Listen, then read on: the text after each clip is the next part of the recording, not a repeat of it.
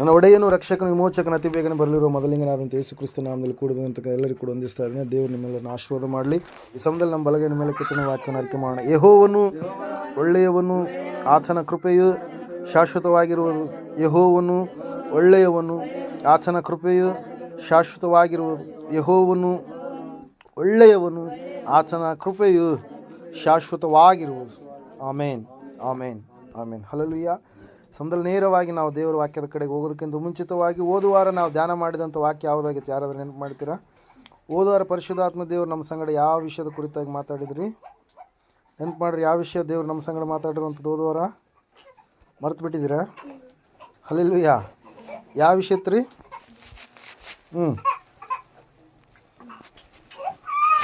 ನಿರೀಕ್ಷೆ ಉಳ್ಳವರಾಗಿ ನಾವು ಜೀವಿಸಬೇಕು ಎಂಬುದು. ಹಂಗಿರ್ಬೇಕು ನಾವು ನಿರೀಕ್ಷೆ ಉಳ್ಳವರಾಗಿ. ನಿರೀಕ್ಷೆ ಉಳ್ಳಂಥ ವ್ಯಕ್ತಿಗಳು ಯಾರಿರ್ತಾರೋ ಅವರು ನಿರಾಶೆಗೆ ಒಳಪಡಿಸಲಾರದ ಹಾಗೆ ದೇವರು ಅವರ ಜೀವಿತವನ್ನು ಏನು ಮಾಡ್ತಾನೆ?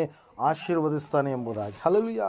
ಪ್ರತಿಯೊಬ್ಬರ ಜೀವಿತದಲ್ಲಿ ನಿರೀಕ್ಷೆ ಎನ್ನುವಂಥದ್ದು ಬಹಳ ಮುಖ್ಯ. ದೇವರು ನನ್ನ ಜೀವಿತದಲ್ಲಿ ಒಳ್ಳೆಯದನ್ನು ಮಾಡ್ತಾನೆ ಎಂಬುದಾಗಿ ನಾವು ನಂಬಿ ನಡೆದುಕೊಳ್ಳುವಂಥದ್ದು ಬಹಳ ಮುಖ್ಯ. ಯಾರು ನಿರೀಕ್ಷೆ ಉಳ್ಳವರಾಗಿ ಇದ್ದರೂ ದೇವರು ಅವರನ್ನು ನಿರಾಶಪಡಿಸದೆ ಅವ್ರನ್ನೇನು ಮಾಡಿದ್ರಂತೆ?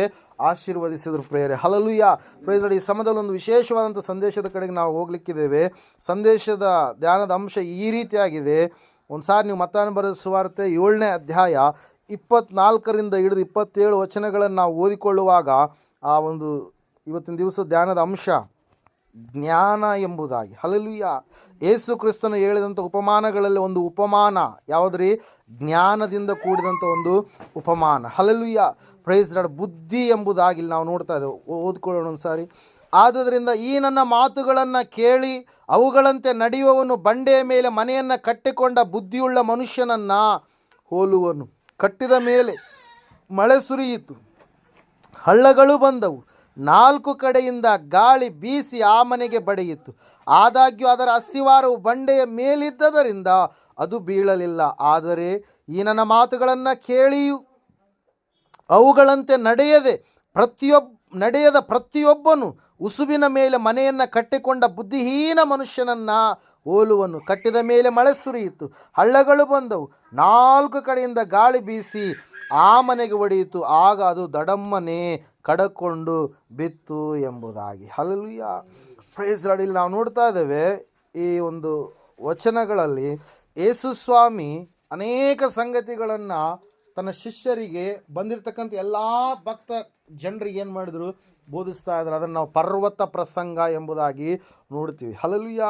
ಈ ಪರ್ವತ ಪ್ರಸಂಗ ಅಂದರೆ ಬೆಟ್ಟದ ಮೇಲೆ ಆತನು ಪ್ರಸಂಗ ಮಾಡಿದಾಗ ಅನೇಕ ಅತ್ಯಮೂಲ್ಯವಾಗಿರ್ತಕ್ಕಂಥ ಎಂದು ಯಾರು ಕೂಡ ಹೇಳಲಾರದಂಥ ಅಮೂಲ್ಯವಾದಂಥ ವಿಷಯಗಳನ್ನು ಆತನು ಪರ್ವತ ಪ್ರಸಂಗದಲ್ಲಿ, ಬೆಟ್ಟದ ಪ್ರಸಂಗದಲ್ಲಿ ಏನು ಮಾಡಿದ್ರಿ? ತಿಳಿಸಿದ ಪ್ರೇಯರ್. ಪ್ರತಿಯೊಂದು ಮಾತು ಕೂಡ ಕೃಪೆಯ ಮಾತುಗಳಾಗಿದ್ದು ಧರ್ಮಶಾಸ್ತ್ರದಿಂದ ಸಂಪೂರ್ಣವಾಗಿ ಹೊರಗಡೆ ತರುವಂಥ ರೀತಿಯ ಮಾತುಗಳಾಗಿ ಇದ್ದು. ಹಲ್ಲೆಲೂಯಾ. ಒಬ್ಬ ಮನುಷ್ಯನು ಯಾವ ರೀತಿಯಾಗಿ ದೇವರ ಸಮೀಪಕ್ಕೆ ಬರಬಲ್ಲ ಎಂಬುದಾಗಿ ಹೇಳುವಂಥ ವಿಷಯಗಳು, ಸಂಗತಿಗಳಾಗಿ ಇದ್ದು. ಕಪಟದ ಮಾತುಗಳು ಯಾರು ಮಾತಾಡ್ತಾರೋ, ಏನಂತ ಹೇಳ್ತೀವಿ, ಅಸಭ್ಯವಾದಂಥ ರೀತಿಯಲ್ಲಿ ಯಾರು ಜೀವಿಸ್ತಾರೋ, ಸುಳ್ಳು ಪ್ರವಾದಿಗಳೋಪಾದಿಯಲ್ಲಿ ಯಾರು ಇರ್ತಾರೋ ಅವರು ದೇವರ ರಾಜ್ಯಕ್ಕೆ ಬಾಧ್ಯರಾಗುವುದಿಲ್ಲ ಎನ್ನುವಂಥ ಕಠಿಣವಾದಂಥ ಮಾತುಗಳನ್ನು ದೇವರು ಏನು ಮಾಡಿದರು? ತಿಳಿಸಿದರು. ಒಬ್ಬ ಮನುಷ್ಯನು ಯಾವ ರೀತಿಯಾಗಿ ಆತ್ಮಿಕ ಮೌಲ್ಯಗಳುಳ್ಳವನಾಗಿ, ನೀತಿಯುಳ್ಳವನಾಗಿ, ಸ್ಥಿರವಾದಂಥ ಭಕ್ತಿಯುಳ್ಳವನಾಗಿ ಜೀವಿಸಬೇಕೆಂಬುದಾಗಿ ಆ ಎಲ್ಲ ಸಂಗತಿಗಳನ್ನು ಏನು ಮಾಡ್ತಾ ಇದ್ದಾನೆ? ದೇವರು ಯೇಸು ಸ್ವಾಮಿ ಏನು ಮಾಡ್ತಾ ಇದ್ದಾರೆ? ಬೆಟ್ಟದ ಪ್ರಸಂಗದಲ್ಲಿ ತಿಳಿಸ್ತಾ ಇದ್ದಾರೆ. ವಾಕ್ಯದಲ್ಲಿ ನಾವು ನೋಡ್ತಾ ಇದ್ದೇವೆ, ಸತ್ಯವೇದ ಹೇಳ್ತಾ ಇದೆ ಸ್ಪಷ್ಟವಾಗಿ. ಆ ಎಲ್ಲ ಸಂಗತಿಗಳನ್ನು ತಿಳಿಸಿದ ಆದಮೇಲೆ ನಾವು ನೋಡ್ತಾ ಇದ್ದೇವೆ, ದೇವರ ವಾಕ್ಯ ಹೇಳುತ್ತೆ, ಸತ್ಯವೇದ ಹೇಳುತ್ತೆ ಪ್ರಿಯರೇ, ಈ ನನ್ನ ಮಾತುಗಳನ್ನು ಕೇಳಿ. ನಾವು ನೋಡ್ತಾ ಇದ್ದೇವೆ, ಅದಕ್ಕಿಂತ ಮುಂಚಿತವಾಗಿ ಯಾರ ಮೇಲೆ ನೀವು ತೀರ್ಪು ಮಾಡಬಾರ್ದು. ನೀವು ಬೇಡಿಕೊಳ್ಳಿರಿ ದೊರೆಯುವುದು, ಹುಡುಕಿರಿ ಸಿಕ್ಕುವುದು, ತಟ್ಟಿರಿ ನಿಮಗೆ ತೆರೆಯುವುದು. ಬೇಡಿಕೊಳ್ಳೋ ಪ್ರತಿಯೊಬ್ಬನು ಹೊಂದಿಕೊಳ್ಳುವನು, ತಟ್ಟುವವನಿಗೆ ತೆರೆಯಲ್ಪಡುವುದು, ಹುಡುಕುವವನಿಗೆ ಸಿಕ್ಕುವುದು ಎಂಬುದಾಗಿ. ಮತ್ತು ಸ್ವಾಮಿ ಸ್ವಾಮಿ ಅನ್ನುವರೆಲ್ಲರೂ ಪರಲೋಕ ರಾಜ್ಯ ಸೇರ್ತಾರೆ ಅಂತೇಳಿ ನೀವು ನೆನೆಸಬೇಡ್ರಿ. 5ನೇ ಅಧ್ಯಾಯದಿಂದ ಹಿಡಿದು 7ನೇ ಅಧ್ಯಾಯದ ಈ ಒಂದು 24ನೇ ವಚನದವರೆಗೂ ಕೂಡ ಅನೇಕ ಸಮಾಜದಲ್ಲಿ ಮನುಷ್ಯನು ಯಾವ ರೀತಿಯಾಗಿ ಜೀವಿಸಬೇಕು, ದೇವರ ಮುಂದೆ ಮನುಷ್ಯನು ಯಾವ ರೀತಿಯಾಗಿ ಜೀವಿಸಬೇಕು, ಪರಲೋಕದ ಪ್ರಾರ್ಥನೆ, ಆತ್ಮದಲ್ಲಿ ಧನ್ಯತೆಯ ಒಂದು ಕುರಿತಾಗಿರ್ತಕ್ಕಂಥ ಒಂದು ಸ್ಥಿತಿಗತಿ ಎಲ್ಲವುಗಳನ್ನು ದೇವರು ಏನು ಮಾಡಿದರೆ ಬೋಧಿಸಿದ್ರು ಪ್ರೇರೆ. ಬೋಧಿಸಿದಾದ ಮೇಲೆ ಹೇಳ್ತಾ ಇದ್ದಾರೆ ಏನಂತ ಹೇಳಿ, ಈ ನನ್ನ ಮಾತುಗಳನ್ನು ಏನಂತ ಹೇಳ್ತಾ ಇದೆ ವಾಕ್ಯ, ಕೇಳಿ ಅವುಗಳಂತೆ ನಡೆಯುವವನು. ಏನಂತೆ? ಕೇಳೋದು ಮಾತ್ರವಲ್ಲ, ಕೇಳಿದಾದ ಮೇಲೆ ಅವುಗಳಂತೆ ನಡೆಯುವವನು ಏನಂತ ಹೇಳ್ತಾ ಇದೆ ವಾಕ್ಯ, ಬುದ್ಧಿಯುಳ್ಳ ನಡೆಯುವವನು ಬಂಡೆಯ ಮೇಲೆ ಮನೆಯನ್ನು ಕಟ್ಟಿಕೊಂಡ ಬುದ್ಧಿಯುಳ್ಳ ಮನುಷ್ಯನನ್ನು ಹೋಲುವನು ಎಂಬುದಾಗಿ. Hallelujah, praise Lord. ಇಲ್ಲಿ ನಾವು ನೋಡ್ತಾ ಇದ್ದೇವೆ ಜ್ಞಾನದ ಕುರಿತಾಗಿ ದೇವರು ಮಾತಾಡ್ತಾ ಇದ್ದಾರೆ, ಬುದ್ಧಿಯ ಕುರಿತಾಗಿ ದೇವರು ಇಲ್ಲಿ ಮಾತಾಡುವಂಥದ್ದನ್ನು ನಾವು ನೋಡ್ತಾ ಇದ್ದೇವೆ. ಯೇಸು ಕ್ರಿಸ್ತನಲ್ಲಿ ವಿಶ್ವಾಸವಿಟ್ಟು ಆತನ ಮಾತುಗಳನ್ನು ಅನುಸರಿಸಿ ನಡೆದುಕೊಳ್ಳುವ ಪ್ರತಿಯೊಬ್ಬರು ಕೂಡ ಜ್ಞಾನದಿಂದ ಅವರು ಏನು ಮಾಡಬೇಕಂತೆ, ಪ್ರವರ್ತಿಸುವಂಥವರು ಆಗಿರಬೇಕು. ಸತ್ಯವನ್ನು ತಿಳಿದುಕೊಂಡು ಯೇಸು ಕ್ರಿಸ್ತನು ನಿಜವಾದ ದೇವರು ಎಂಬುದಾಗಿ, ಆತನೇ ಬಂಡೆ ಎಂಬುದಾಗಿ, ಆತನ ಮೇಲೆಯೇ ನಮ್ಮ ಭಕ್ತಿಯ ಜೀವಿತವನ್ನು ಕಟ್ಟಿಕೊಳ್ಳಬೇಕೆನ್ನುವಂಥ ಸ್ಥಿರವಾದಂಥ ವಿಶ್ವಾಸದಲ್ಲಿ ಜೀವಿಸುವಂಥವರು ಆಗಬೇಕು ಪ್ರೇರಿಲ್ಲ. ನಾವು ನೋಡ್ತಾ ಇದ್ದೇವೆ ಮನೆ ಅಂತಂದರೆ ಬೇರೆ ಯಾರೂ ಅಲ್ಲ. ಯಾರ್ರೀ ಮನೆ ಅಂದರೆ? ನಾನು ನೀನು ಆಗಿದ್ದೀವಿ. Hallelujah, praise lord. ಯಾರ್ರೀ? ಆತನನ್ನು ನಂಬಿದಂಥ ಮಕ್ಕಳಾದಂಥ ನಾನು ನೀನಾಗಿದೆ. ಅದರ ಸಲುವಾಗಿ ದೇವರ ಕುರಿತಾಗಿ, ಜ್ಞಾನದ ಕುರಿತಾಗಿ ನಾವು ಜ್ಞಾನೋಕ್ತಿಗಳ ಪುಸ್ತಕ 9ನೇ ಅಧ್ಯಾಯದಲ್ಲಿ ನಾವು ನೋಡುವಾಗ 10ನೇ ವಚನ ಈ ರೀತಿಯಾಗಿ ಹೇಳುತ್ತೆ. ಓದ್ತೀರಾ?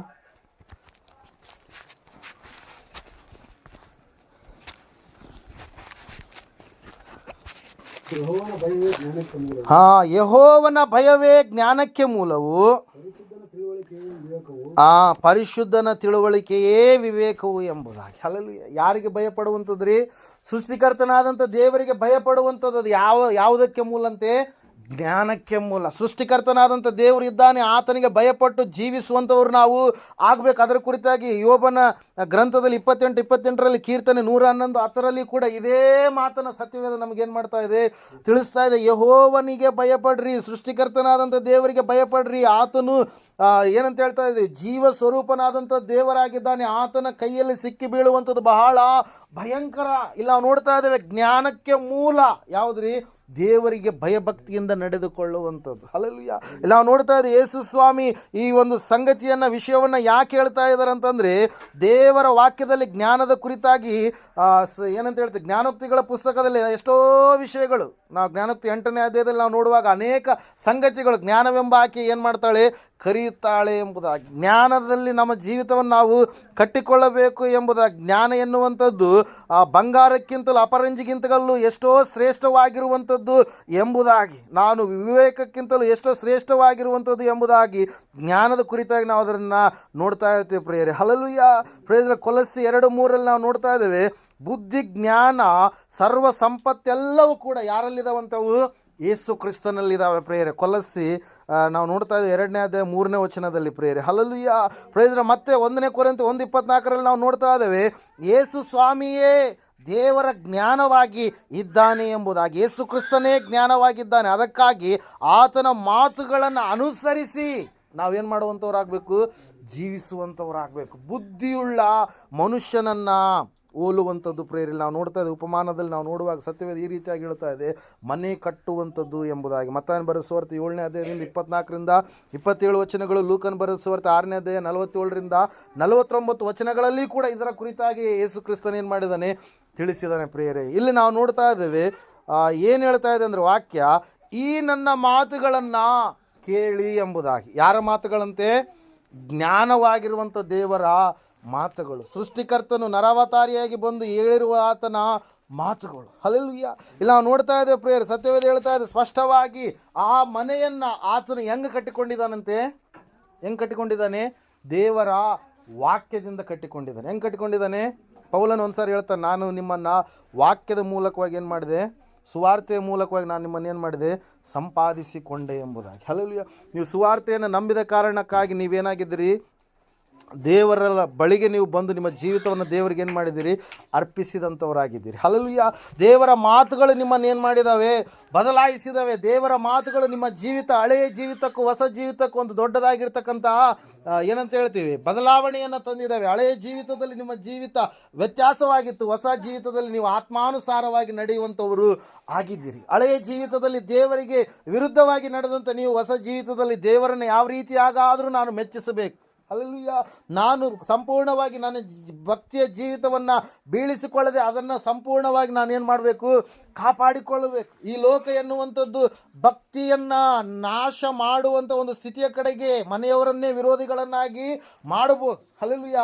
ಯಜಮಾನನೇ ಭಕ್ತಿಯ ವಿಷಯದಲ್ಲಿ ನಿನಗೆ ವಿರೋಧಿ ಆಗ್ಬೋದು, ಹೆಂಡತಿಯ ಭಕ್ತಿಯ ವಿಷಯದಲ್ಲಿ ನಿನಗೆ ವಿರೋಧಿ ಆಗ್ಬೋದು, ನಿನ್ನ ಮಕ್ಕಳೇ ಭಕ್ತಿಯ ವಿಷಯದಲ್ಲಿ ನಿನ್ನನ್ನು ಬೀಳಿಸ್ಬೇಕಂತೇಳಿ ವಿರೋಧಿಗಳು ಆಗ್ಬೋದು. ಹಲ್ಲೆಲೂಯಾ. ನಿನ್ನ ಅಕ್ಕಪಕ್ಕದವರೇ ನಿನಗೆ ಭಕ್ತಿಯ ವಿಷಯದಲ್ಲಿ, ಸ್ವಕುಲದವರೇ ರಕ್ತ ಸಂಬಂಧಿಗಳೇ ನಿನಗೆ ಭಕ್ತಿಯ ವಿಷಯದಲ್ಲಿ ಏನಾಗ್ಬೋದು, ಬೀಳಿಸ್ಬೇಕಂತೇಳಿ ಹುನ್ನಾರ ಸೈತಾನನು ಮಾಡಿ ಅವರೊಳಗಡೆ ಪ್ರವೇಶಿಸಿ ನಿಮ್ಮನ್ನು ಭಕ್ತಿಯಿಂದ ದೂರ ಮಾಡಬೇಕಂತೇಳಿ ಪ್ಲ್ಯಾನ್ ಮಾಡಿರ್ಬೋದು. ಆದರೆ ದೇವ್ರ ವಾಕ್ಯ ಹೇಳುತ್ತೆ, ಸತ್ಯವೇದ ಹೇಳುತ್ತೆ, ನೀವು ಒಂದು ವೇಳೆ ಯೇಸು ಕ್ರಿಸ್ತನ ಮಾತುಗಳ ಮೇಲೆ ನಿಮ್ಮ ಜೀವಿತವನ್ನು ಕಟ್ಟಿಕೊಂಡ್ರೆ ನೀವು ಎಂದೂ ಕೂಡ ಬಿದ್ದು ಹೋಗೋದಕ್ಕೆ, ಸೋತು ಹೋಗೋದಕ್ಕೆ ಸಾಧ್ಯನೇ ಇಲ್ಲ. ಹಲ್ಲೆಲೂಯಾ.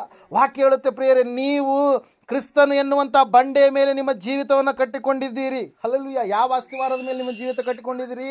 ಯೇಸು ಕ್ರಿಸ್ತನ್ ಎನ್ನುವಂಥ ಅಸ್ತಿವಾರದ ಮೇಲೆ, ಆತನ ಮೇಲೆ ನಿಮ್ಮ ಜೀವಿತವನ್ನು ಕಟ್ಟಿಕೊಂಡಾಗ ಖಂಡಿತವಾಗಿ ನೀವು ಕೆಳಗಡೆ ಬೀಳೋದಕ್ಕೆ ಸಾಧ್ಯ ಇಲ್ಲ. ಹಲ್ಲೆಲೂಯಾ. ನಾವು ನೋಡ್ತೀವಿ ಭಕ್ತರಾಗಿರ್ತಕ್ಕಂಥ ಅನೇಕರು ಅವರು ದೇವರ ಒಂದು ಏನಂತ ಹೇಳ್ತೀವಿ, ನಂಬಿಕೆ ಮೇಲೆ, ವಿಶ್ವಾಸದ ಮೇಲೆ ತಮ್ಮ ಜೀವಿತವನ್ನು ಕಟ್ಟಿಕೊಂಡಾಗ ಅವರು ಕೆಳಗಡೆ ಬೀಳಲಿಲ್ಲ. ಹಲ್ಲೆಲೂಯಾ. ಯೋಬನ ವಿಷಯದಲ್ಲಿ ನೀವು ಆಲೋಚನೆ ಮಾಡಿರಿ. ಯೋಬನಿಗೆ ಎಂತಹ ಶ್ರಮೆಗಳು ಬಂದು, ಎಂತಹ ಸಂಕಟಗಳು ಸಂಭವಿಸಿದ, ಎಂತಹ ವೇದನೆಗಳು ಬಂದು, ಮನೆಯೇ ಇರಲಾರ್ದಂಥ ಸ್ಥಿತಿ, ಆಸ್ತಿ ಎಲ್ಲ ಇರುವಂಥದ್ದು, ಕೋಟಿ ಆಸ್ತಿ ಎಲ್ಲ ಜೀರೋ ಆಸ್ತಿಯಾಗಿ ಏನಾಗಿದೆ, ಬದಲಾವಣೆ ಆಗಿದೆ. ಮಕ್ಕಳಿರಲಾರ್ದಂಥ ಸ್ಥಿತಿ, ಏಕಾಂಗಿಯಾಗಿ ಕೈ ಬಿಡಲ್ಪಟ್ಟವನಾಗಿ, ದುಸ್ಥಿತಿಯಲ್ಲಿ ದರಿದ್ರನಾಗಿ, ಯಾರೂ ಇಲ್ಲದವನಾಗಿ, ಒಬ್ಬನೇ ಏಕಾಂಗಿಯಾಗಿ ಏನು ಮಾಡ್ತಾ ಇದ್ದಾನ್ರಿ, ಬಟ್ಟೆ ಇಲ್ಲದವನಾಗಿ ಗೋಣಿ ತಟ್ಟನ್ನು ಕಟ್ಟಿಕೊಂಡು ತಲೆಯನ್ನು ಬೋಳಿಸಿಕೊಂಡು ಏನು ಮಾಡ್ತಾ ಇದ್ದಾನೆ, ಬೂದಿಯನ್ನು ಹಾಕಿಕೊಂಡು ಏನು ಮಾಡ್ತಾ ಇದ್ದಾನೆ, ಪ್ರಾರ್ಥನೆ ಮಾಡ್ತಾ ಇದ್ದಾನೆ. ಹಲ್ಲೆಲೂಯಾ.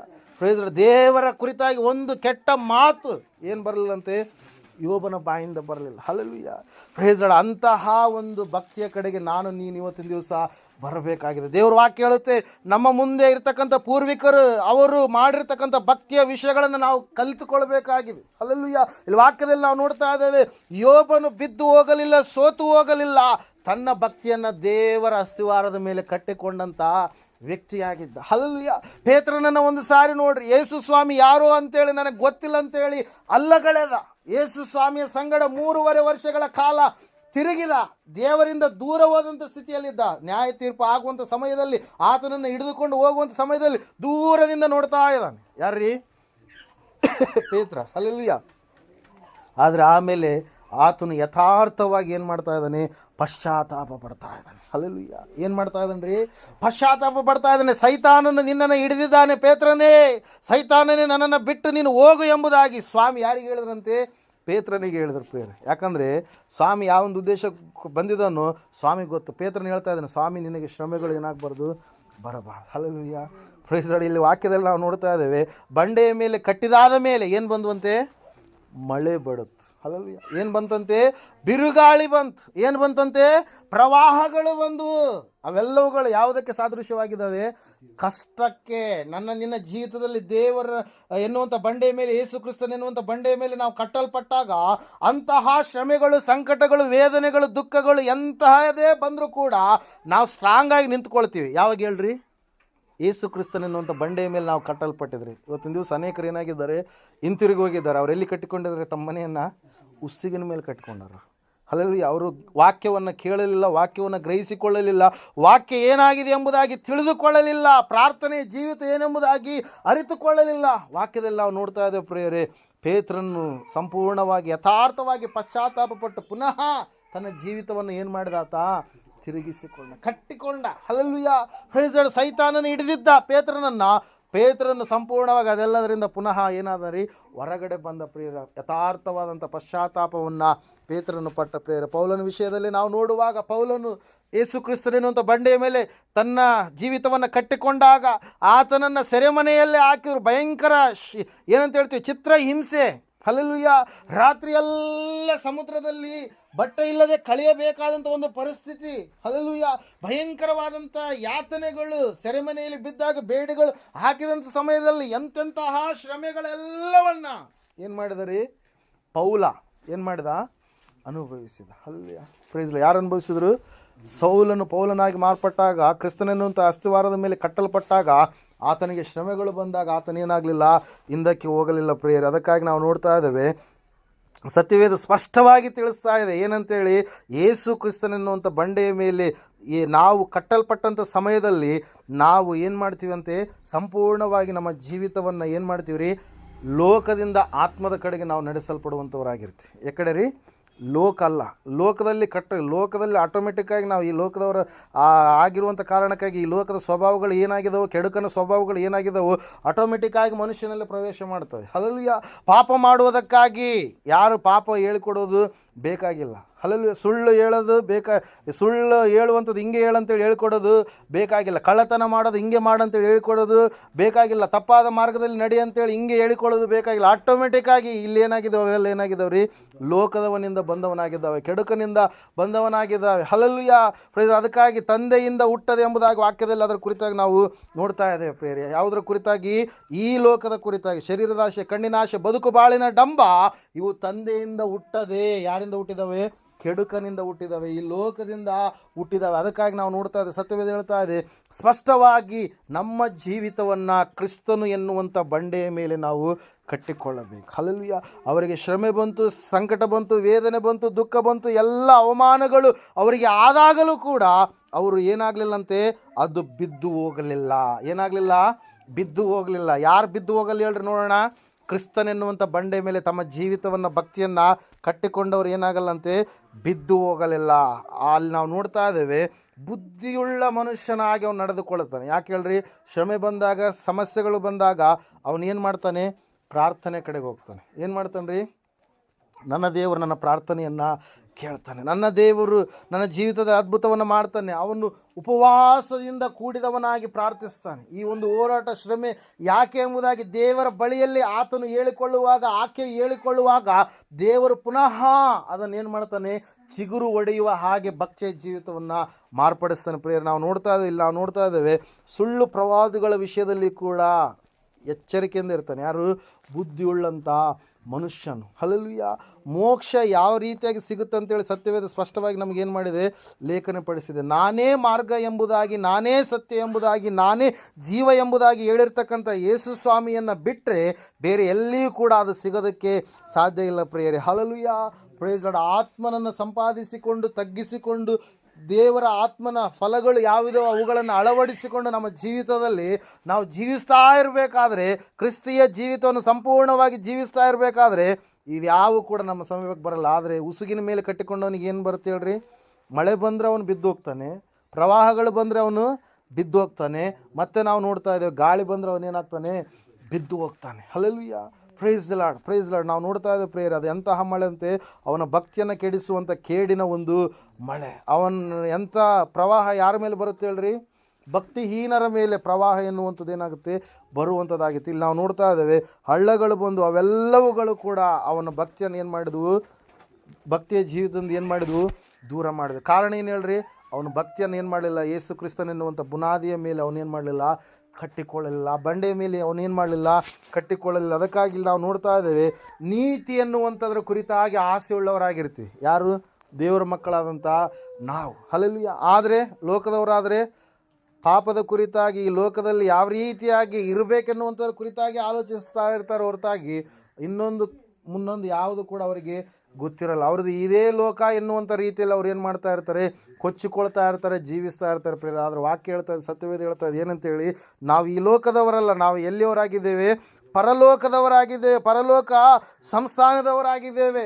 ಹಲ್ಲೆಲೂಯಾ. ಅದಕ್ಕಾಗಿ ಯೆರೆಮೀಯನಿಗೆ ಎಷ್ಟು ಕಟುವಾಗಿ ಟೀಕಿಸಿದ್ರು ಕೂಡ, ಯೆರೆಮೀಯನನ್ನು ಭಯಂಕರವಾದ ಸ್ಥಿತಿಯ ಕಡೆಗೆ ನಡೆಸಿಕೊಂಡು ಬಾವಿಯಲ್ಲಿ ಹಾಕಿ ಏನೆಲ್ಲ ಪರಿಸ್ಥಿತಿಗಳು ಮಾಡಿದರೂ ಕೂಡ ಯೆರೆಮೀಯನು ಏನು ಮಾಡಲಿಲ್ಲ? ಬಿದ್ದು ಹೋಗಲಿಲ್ಲ. ಯೋಬನು ಬಿದ್ದು ಹೋಗಲಿಲ್ಲ, ಪೌಲನು ಬಿದ್ದು ಹೋಗಲಿಲ್ಲ, ಪೇತ್ರನು ಬಿದ್ದು ಹೋಗಲಿಲ್ಲ, ಅನೇಕ ಭಕ್ತರವರು ಬಿದ್ದು ಹೋಗಲಿಲ್ಲ. ತಮ್ಮ ಜೀವಿತವನ್ನು ಕ್ರಿಸ್ತನೆನ್ನುವಂಥ ಬಂಡೆಯ ಮೇಲೆ ಕಟ್ಟಿಕೊಂಡ್ರು. ಪ್ರಿಯರೇ, ಇವತ್ತು ನಾನು ನೀನು ಕೂಡ ಸಂಪೂರ್ಣವಾಗಿ ಕ್ರಿಸ್ತನೆನ್ನುವಂಥ ಬಂಡೆಯ ಮೇಲೆ ನಾವು ಕಟ್ಟಿಕೊಳ್ಳೋದೇ ಆದರೆ ನಾವು ದೃಢವಾಗಿ, ಸ್ಥಿರವಾಗಿ ನಾವು ನಿಂತುಕೊಳ್ಳೋದಕ್ಕೆ ಸಾಧ್ಯವಾಗುತ್ತೆ. ಅದನ್ನು ಹಾಳು ಮಾಡೋದಕ್ಕೆ ಯಾವ ವ್ಯಕ್ತಿಯಿಂದಲೂ ಕೂಡ ಸಾಧ್ಯ ಇಲ್ಲ. ಹಲವು ಕೆಲವೊಬ್ಬರು ಮನೆಯಲ್ಲೇ ನಾವು ನೋಡುವಾಗ, ದೇವರು ನಂಬಿದಾಗ ಪ್ರಾರ್ಥನೆ ಕಡೆಗೆ ಹೋದಂಥ ಸಮಯದಲ್ಲಿ ಅನೇಕ ಊರುಗಳಿಗೆ ಎಷ್ಟೋ ಸಮಸ್ಯೆಗಳನ್ನು ಅವ್ರಿಗೆ ಮಾಡ್ತಾ ಇರ್ತಾರೆ, ಎಷ್ಟೋ ಟಾರ್ಚರ್ಗಳನ್ನು ಅವರಿಗೆ ಕೊಡ್ತಾ ಇರ್ತಾರೆ. ಅತ್ತೆ ಆಗಿರ್ಬೋದು, ಮಾವಾಗಿರ್ಬೋದು, ಗಂಡ ಆಗಿರ್ಬೋದು, ಅಥವಾ ಮಕ್ಕಳಿಂದ ಆಗಿರ್ಬೋದು, ಯಾರಿಂದಲಾದ್ರೂ ಸಮಸ್ಯೆ ಆದಾಗ ಅವ್ರು ಹೇಳಿಕೊಂಡಾಗ ಭಾಳ ಏನಾಗುತ್ತೆ ರೀ?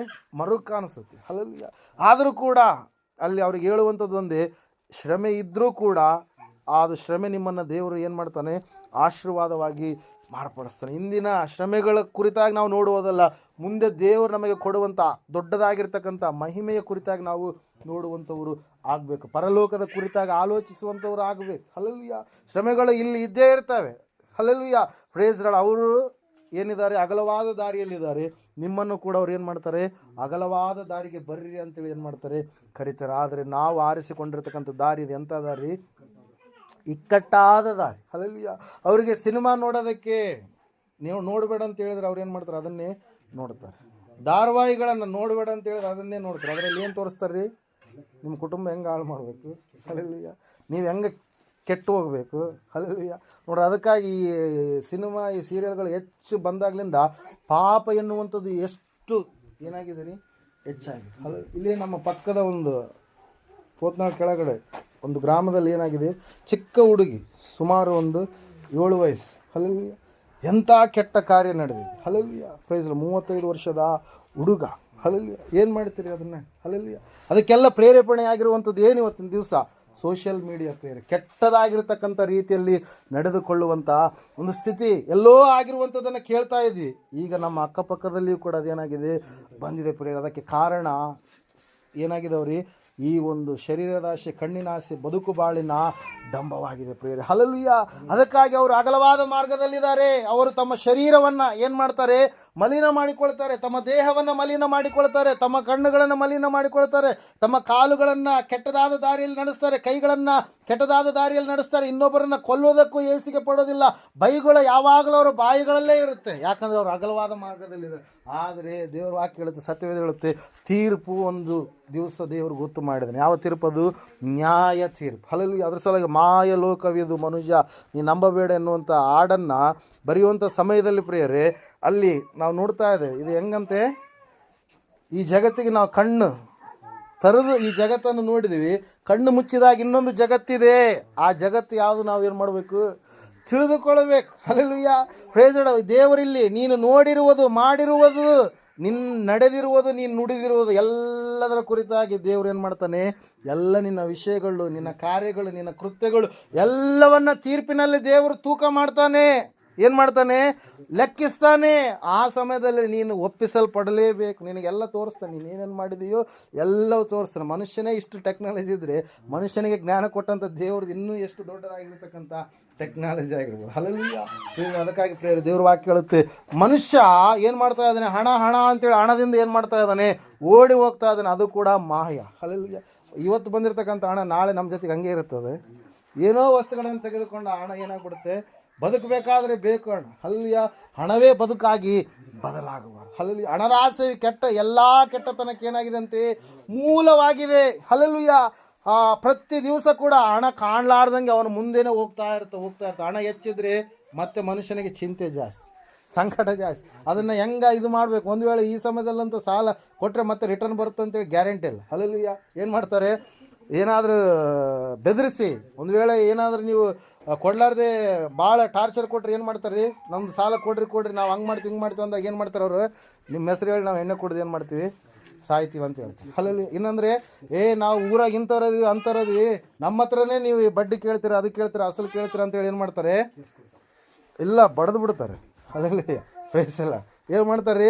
ಬಡ್ದು ಬಿಡ್ತಾರೆ. ಇನ್ನೊಂದು ಸಂದರ್ಭದಲ್ಲಿ ಕೇಸ್ ಕೊಡೋಕ್ಕೂ ಕೂಡ ಏನು ಮಾಡೋದಿಲ್ಲ, ಏಸಿ ಮಾಡೋದಿಲ್ಲ ಪ್ರೇರ. ಅದಕ್ಕಾಗಿ ನಾವು ನೋಡ್ತಾ ಇದ್ದೇವೆ, ಸತ್ಯವೇದ ಹೇಳ್ತಾ ಇದೆ, ಹಣ ಹಣ ಹಣ ಅಂತೇಳಿ ಏನು ಮಾಡ್ತಾರೆ?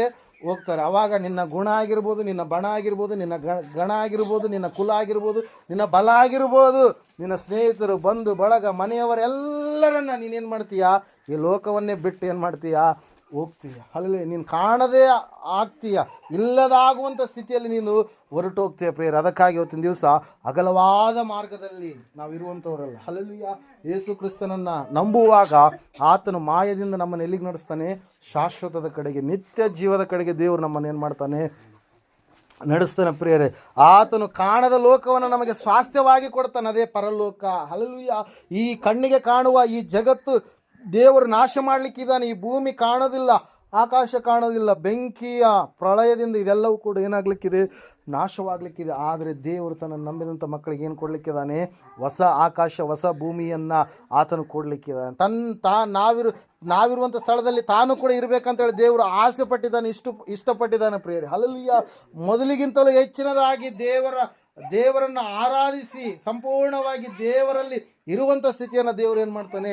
ಒದಗಿಸಿ ಕೊಡ್ತಾನೆ ಪ್ರಿಯರೇ. ಅದನ್ನೇ ಸತ್ಯವೇದ ತಿಳಿಸುವಂಥದ್ದು. ಅದಕ್ಕಾಗಿ ನಾವು ನಂಬಿಕೆಯಲ್ಲಿದ್ದೇವೆ, ನಿರೀಕ್ಷೆಯಲ್ಲಿದ್ದೇವೆ, ಪ್ರೀತಿಯಲ್ಲಿದ್ದೇವೆ, ನೀತಿಯಲ್ಲಿದ್ದೇವೆ. ನಮ್ಮ ಎಲ್ಲ ಒಂದು ಭಯಭಕ್ತಿ ಎಲ್ಲವೂ ಕೂಡ ನಮ್ಮನ್ನು ಏನು ಮಾಡುತ್ತೆ ಹೇಳ್ರಿ? ಈ ಭಯಭಕ್ತಿ, ನಾವು ಮಾಡಿರುವಂಥದ್ದು ಸ್ನೇಹ, ತ್ಯಾಗ, ಇದೆಲ್ಲವೂ ಕೂಡ ನಮ್ಮನ್ನು ಎಲ್ಲಿಗೆ ನಡೆಸ್ತೀರಿ? ಪರಲೋಕಕ್ಕೆ. ಹಲ್ಲೆಲೂಯಾ. ನಿತ್ಯ ಏನಂತ ಹೇಳ್ತೀವಿ, ಜೀವದಲ್ಲಿ ನಾವೇನು ಮಾಡ್ತೀವಿ? ಕಾಣ್ತೀವಿ, ಅದನ್ನು ಸೇರ್ತೀವಿ, ಆ ಬಾಧ್ಯತೆಯನ್ನು ನಾವು ಹೊಂದುತ್ತೀವಿ, ಭಾಗ್ಯವಂತರು ನಾವು ಆಗ್ತೀವಿ.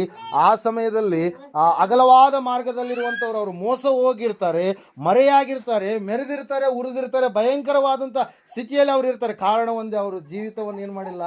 ಕ್ರಿಸ್ತನೆನ್ನುವಂಥ ಬಂಡೆಯ ಮೇಲೆ ಅವ್ರು ಏನು ಮಾಡಲಿಲ್ಲ? ಕಟ್ಟಿಕೊಳ್ಳಲಿಲ್ಲ. ಅವರು ಈ ಲೋಕವನ್ನೇ ಶ್ರೇಷ್ಠ ಎಂಬುದಾಗಿ ಅವ್ರು ನೆನೆಸಿದರು. ಆದರೆ ಈ ಲೋಕಕ್ಕಿಂತ ಇನ್ನೊಂದು ಲೋಕ ಇದೆ ಎಂಬುದಾಗಿ, ಆ ಲೋಕಕ್ಕೆ ಹೋಗಬೇಕಾದ್ರೆ ಮಾರ್ಗ ಏನೆಂಬುದಾಗಿ ಅವರು ತಿಳಿಯಲಾರದೆ ಅಗಲವಾದ ಮಾರ್ಗದಲ್ಲಿ ಅವರು ಜೀವಿಸಿದ ಕಾರಣಕ್ಕಾಗಿ ಅವರು ಕಣ್ಣು ಮುಚ್ಚಿದಾಗ ಅವರು ಬೇರೆ ಜಗತ್ತಿನಲ್ಲಿ ಕಣ್ಣು ತರೆದ್ರು. ಯಾವ ಜಗತ್ತದು? ಪಾತಾಳ ಎನ್ನುವಂಥ ಜಗತ್ತು. ಹಲ್ಲೆಲೂಯಾ. ದೇವರು ನಂಬಿದರೆ ನೀನು ಪರದೇಶಿನಲ್ಲಿ ನೀನು ಸೇರಿಸಲ್ಪಡ್ತೀಯ, ನಂಬದಿದ್ದರೆ ಘೋರವಾದಂಥ ಪಾತಾಳದಲ್ಲಿ ನೀನು ಹಾಕಲ್ಪಡ್ತೀಯ. ಅದಕ್ಕಾಗಿ ನಾವು ನೋಡ್ತಾ ಇದ್ದೇವೆ, ನಾವು ಕ್ರಿಸ್ತನ್ ಎನ್ನುವಂಥ ಬಂಡೆಯ ಮೇಲೆ ನಮ್ಮ ಜೀವಿತವನ್ನು ಏನು ಮಾಡಬೇಕು? ಕಟ್ಟಿಕೊಳ್ಳಬೇಕು. ಹಲ್ಲೆಲೂಯಾ. ಆ ಪಾತಾಳದಲ್ಲಿ ಹೆಂಗಿರುತ್ತೆ? ಕತ್ತಲೆ ಇರುತ್ತೆ, ಅಲ್ಲೂ ಕಟಕಟನೆ ಕಡಿಯೋಣವಿರುತ್ತೆ, ಕಡಿಯೋ ಹುಳ ಸಾಯುವುದಿಲ್ಲ, ಸುಡುವ ಅಗ್ನಿ ಆರುವುದಿಲ್ಲ. ಭಯಂಕರವಾದಂಥ ಯಾತನೆಯ ಒಂದು ಸ್ಥಳವಾಗಿ ಪರಲೋಕ ಇದ್ದರೆ ಯಾವಾಗಲೂ ಕೂಡ ಸಮಾಧಾನ, ಶಾಂತಿ, ಯಾವಾಗಲೂ ಕೂಡ ಸಂತೋಷ ಎಲ್ಲಿರುತ್ತೆ?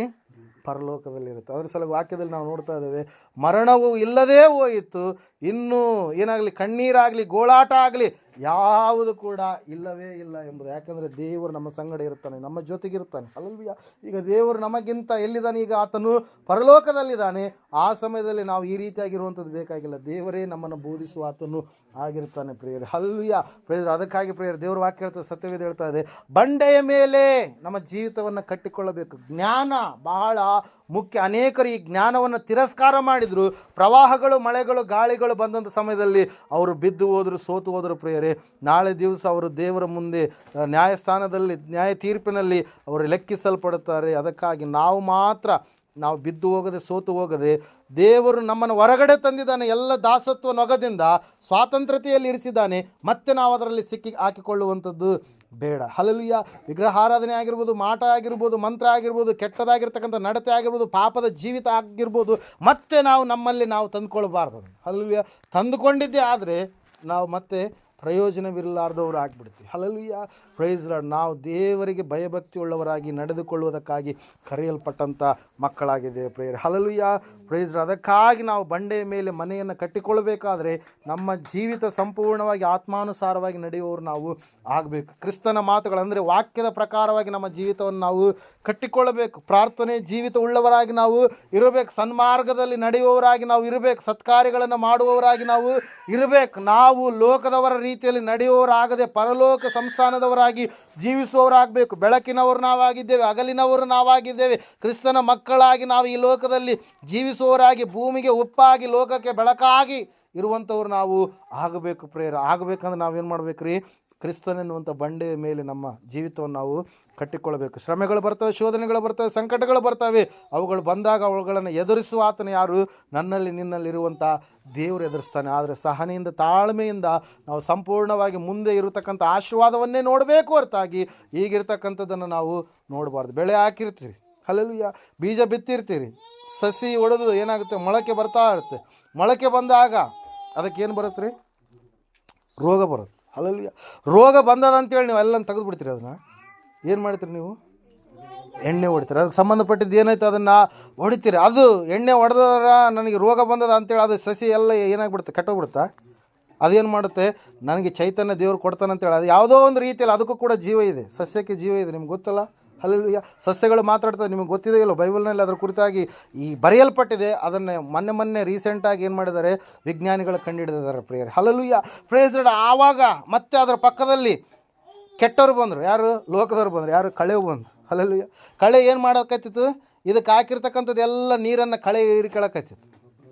ಗೊಬ್ಬರ ನೀರು ಎಲ್ಲ ಯಾವ್ದು ಹೀರ್ಕೊಳತ್ರಿ? ಕಳೆ ಕಸ ಎಲ್ಲ ಕಸ ಹೀರ್ಕೊಳಕತ್ತಿತ್ತು. ಹಲ್ಲೆಲೂಯಾ. ಅದರ ಆಹಾರವೆಲ್ಲ ತಿನ್ನಕತ್ತಿತ್ತು. ಹಲ್ಲೆಲೂಯಾ. ಆ ಸಮಯದಲ್ಲಿ ನೀ ಏನು ಮಾಡ್ತೀಯ?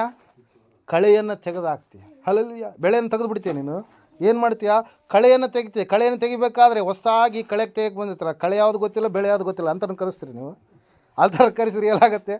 ಬೆಳೆ ಎಲ್ಲ ಕಿತ್ತು ಬಿಡ್ತಾರೆ ಅವ್ರು. ಕಳೆ ಯಾವುದೋ ಬೆಳೆ ಯಾವುದೋ ಅವರಿಗೆ ಗೊತ್ತಿಲ್ಲ. ಯಾಕೆ ಹೇಳಿದ್ರೆ ಅವ್ರಿಗೆ ಜ್ಞಾನ ಇಲ್ಲ, ಅದ್ರ ಬಗ್ಗೆ ಬುದ್ಧಿ ಇಲ್ಲ ಅದ್ರ ಬಗ್ಗೆ. ಹಲ್ಲೆಲೂಯಾ. Praise the Lord. ಆ ಸಮಯದಲ್ಲಿ ನೀವೇನು ಮಾಡ್ತೀರ? ಒಳ್ಳೆ ನಿಪುಣರಾಗಿರ್ತಕ್ಕಂಥ ಒಳ್ಳೆ ರೀತಿಯಲ್ಲಿ ಕೆಲಸ ಮಾಡಿದಂಥವ್ರನ್ನ ಏನು ಮಾಡ್ತೀರಿ? ನೀವು ಕರೆಸಿ ಕಳೆಯನ್ನೆಲ್ಲ ತೆಗೆದು ಅದನ್ನು ನೀವೇನು ಮಾಡ್ತೀರಿ? ಒಳ್ಳೆ ರೀತಿಯಲ್ಲಿ ಜೋಪಾನ ಮಾಡ್ತೀರಿ. ಒಳ್ಳೆ ರೀತಿಯಲ್ಲಿ ಅದು ಬೆಳೆ ಬರೋವರೆಗೂ, ರಾಶಿ ಕಣ ಆಗೋವರೆಗೂ ಕೂಡ ಸೂಕ್ಷ್ಮವಾಗಿ ನೀನೇನು ಮಾಡ್ತೀರಿ? ಕಾಪಾಡ್ತೀರಿ. ಅದೇ ರೀತಿಯಾಗಿ ನಮ್ಮ ಭಕ್ತಿಯ ಜೀವಿತ ಕೂಡ. ಹಲ್ಲೆಲೂಯಾ. ನಾವು ಈ ಲೋಕದಲ್ಲಿ ಹುಟ್ಟಿದ್ದೇವೆ, ದೇವರನ್ನು ನಾವು ನಂಬಿದ್ದೇವೆ, ಪಾಪದಲ್ಲಿ ಮೊದಲಿದ್ದೀವಿ, ಕಳೆಗಳಾಗಿದ್ದೀವಿ. ದೇವರು ನಮ್ಮನ್ನು ಬೆಳೆಯಾಗಿ ಮಾರ್ಪಡಿಸಿದ್ದಾನೆ. ಹಲ್ಲೆಲೂಯಾ. ತನ್ನ ವಾಕ್ಯವನ್ನು ಕೇಳೋದರ ಮೂಲಕವಾಗಿ ಬಂಡೆಯ ಮೇಲೆ ಕಟ್ಟಲ್ಪಟ್ಟಂಥ ಮನೆಯಾಗಿ ಇವತ್ತಿನ ದಿವಸ ನಾವು ಇದ್ದವರಾಗಿದ್ದೇವೆ. ಶ್ರಮೆಗಳು ಬಂದು, ಕಳೆಗಳು ಬಂದು, ರೋಗಗಳು ಬಂದು, ನೋವುಗಳು ಬಂದು, ಆದರೂ ಕೂಡ ದೇವರು ನಮ್ಮನ್ನು ಏನು ಮಾಡಲಿಲ್ಲ?